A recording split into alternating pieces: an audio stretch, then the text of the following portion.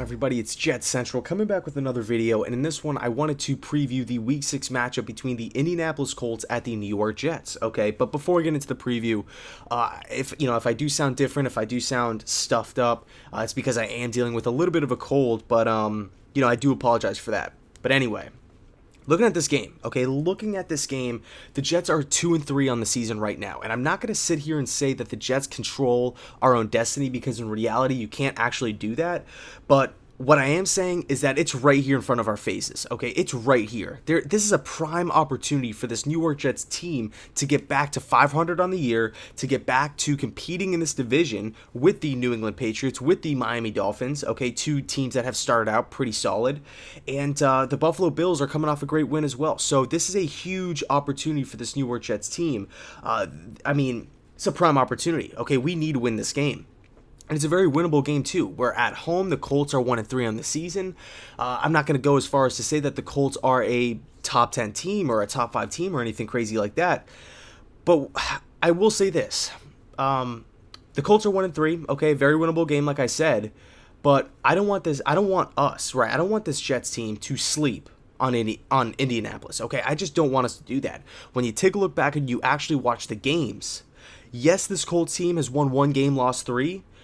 But they keep it competitive, okay? They can put up points. They can throw the ball with anybody. They beat Washington, a pretty underrated bunch, to say the least. And then they pretty much kept it close. They barely lost against Houston. And then I remember watching that Patriots game on the Thursday night matchup in Foxborough, and the Colts were keeping it close. And there were a lot of questionable calls against the Colts in favor of New England. Surprise, surprise. So looking at this Colts team, all right, they're young.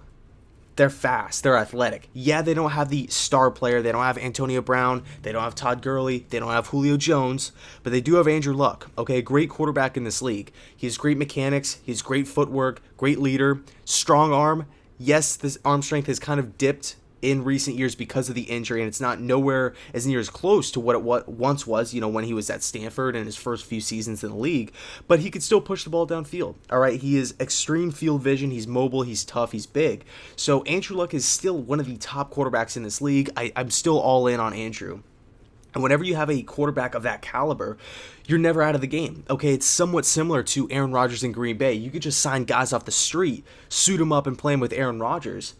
And Green Bay is never fully counted out because they have, King Aaron back there. So looking at this Colts team, they have some weak spots. They're building. They're kind of in the same position that the New York Jets are in. They have their quarterback. They're trying to build this offensive line. They're trying to get a running game going. They need to get him offensive weapons. Only difference is that Sam Darnold's in his rookie year and Andrew Luck is in his whatever. He was drafted in 2012, so he's been in the league for a little bit now.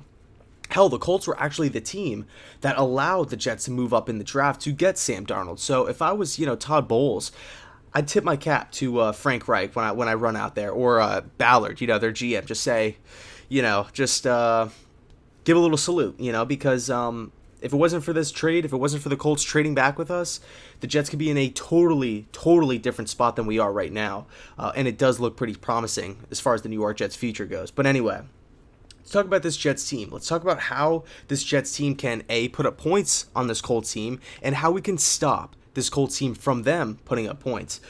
So let's talk about the Jets defense first. I usually start with the offense. Let's switch it up. Let's talk about the defense. I think this Jets defense, matching up with the Colts offense, is actually favoring the Colts offense tremendously. You take a look at this Colts offense. Yeah, like I said before, they don't have that star player. They don't have the guy that could stretch really the field other than T.Y. Hilton on the outside, but the Colts can throw the ball. When you look at Andrew Luck's numbers, he's having an outstanding season, right? He's throwing for a lot of yards. I think it's around 1,400. He has a lot of touchdown passes to not that many INTs.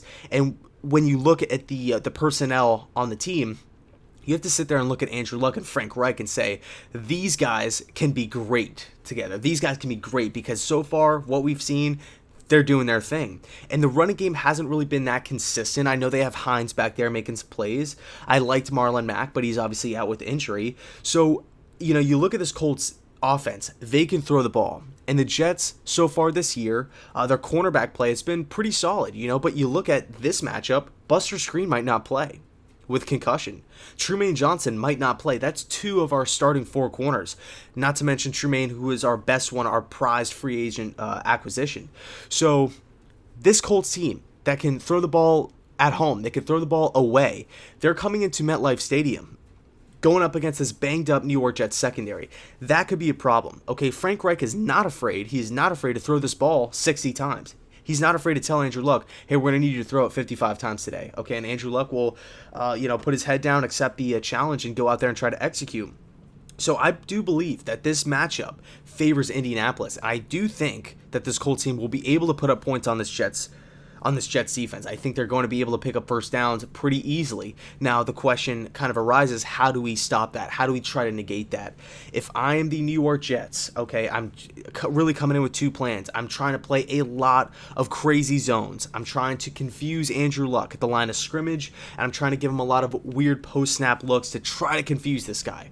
All right, the New York Jets pass rushers have been better than advertised this year so far. Frankie Louvu, you have guys out there, Henry Anderson, making plays.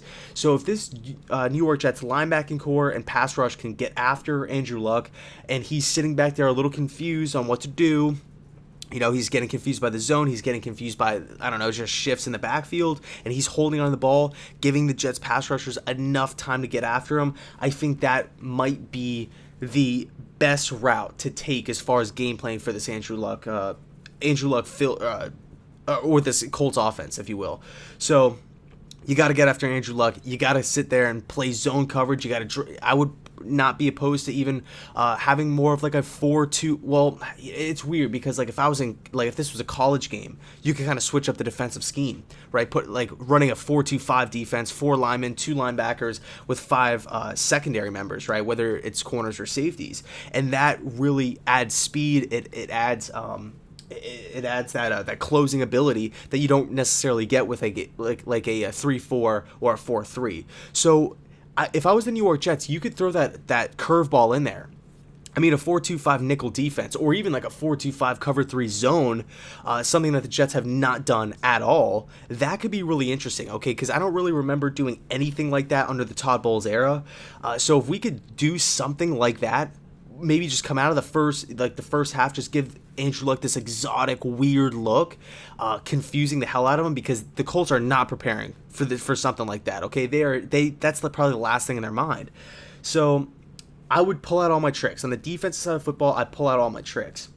Now, as far as the offense goes, I do like what the Jets did last week. I thought they were able to run the ball effectively, running to the outside, to the inside, to the left side, to the right side, and then they were able to stretch the field as well. Sam Darnold completed 10 passes, but in those 10 passes, he did something, or in the 22 attempts, he did something that he hasn't done all year, which was be really poised in the pocket and just stand your ground and just whip balls downfield, right? Rip footballs downfield. All right. He completed a few very, very nice deep balls to Robbie Anderson, to Terrell Pryor. There was a few deep balls that were dropped.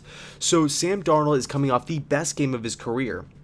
If I was the New York Jets, I would kind of ride that confidence wave. Not saying I'd let Sam throw it 35 times or anything crazy like that, but I would let him stretch the field early. All right. Not necessarily go for the home run ball, but just let them stretch it. Use the middle of the field, okay? Use the middle of the field. This is an area where I think the Colts could be lacking at, just based off of personnel looking at names on paper.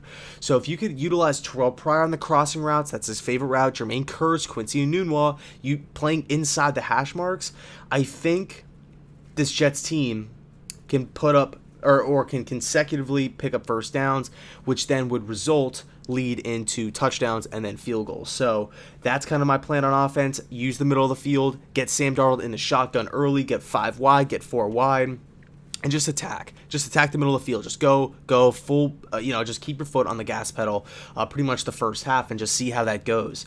It's so easy to say, establish a run game. But in today's league, it's just so hard to just consistently do that. Crowell had a great game, but when you take a step back, you look at the big picture, that was the best single day performance by a Jets running back since Thomas Jones. Okay, so this does not happen often. I can't just sit here and say, oh, Crowell just needs to go for another 200. It's just unrealistic. So the Jets have a very winnable, or a very good chance to win this game. All right, very winnable game.